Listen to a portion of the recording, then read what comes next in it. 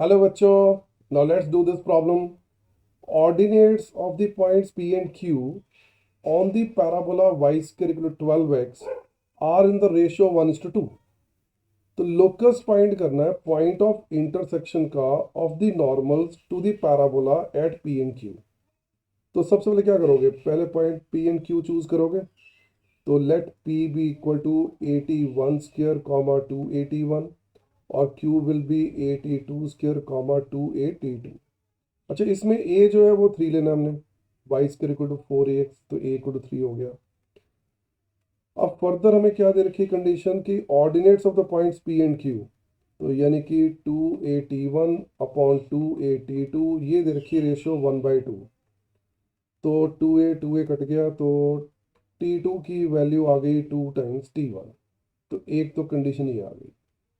अच्छा, अब ये रिकॉल करो कि पी और क्यू पे जो नॉर्मल्स होती हैं उनकी पॉइंट ऑफ इंटरसेक्शन क्या होती है. तो पॉइंट ऑफ इंटरसेक्शन से आर है, ये होती है 2a+a times T1 square plus T2 square plus T1 T2 comma minus a T1 T2 into T1 plus T2.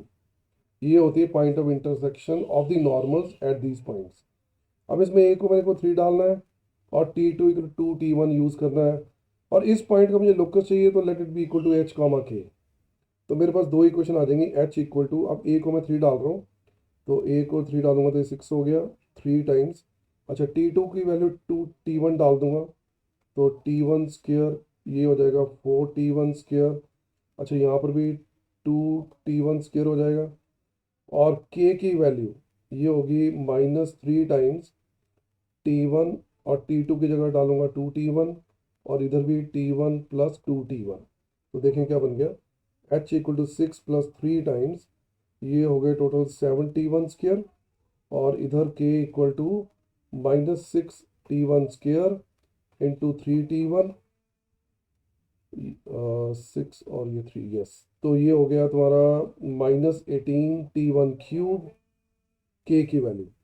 और h -6 equal to 21T1 square.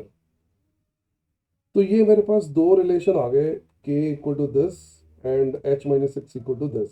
अब हमें क्या करना है, T1 को एलिमिनेट करना है.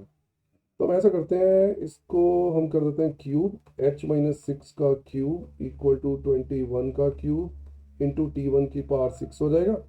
और इधर क्यूब करूँगा तो क्या होगा, k क्यूब, इधर स्क्वायर करूँगा, k स्क्वायर इक्वल टू -18 का स्क्वायर और T1 की पावर 6. अब इसे T1 की पावर 6 T1 की पावर 6 कंपेयर होके एलिमिनेट हो जाएगा ना. तो अब क्या करोगे, इसको डिवाइड कर दूँ. तो h-6 का whole cube divided by k square equals to 21 cube divided by 18 square.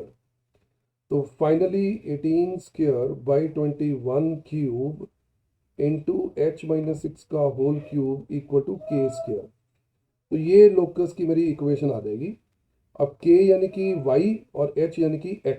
तो फाइनली मैं इसको क्या लिखूंगा, y square equal to 18 square upon 21 cube into h-x, h की जगह x हो जाएगा ना, x-6 का होल क्यूब. तो ये मेरा आंसर होगा which is the locus equation.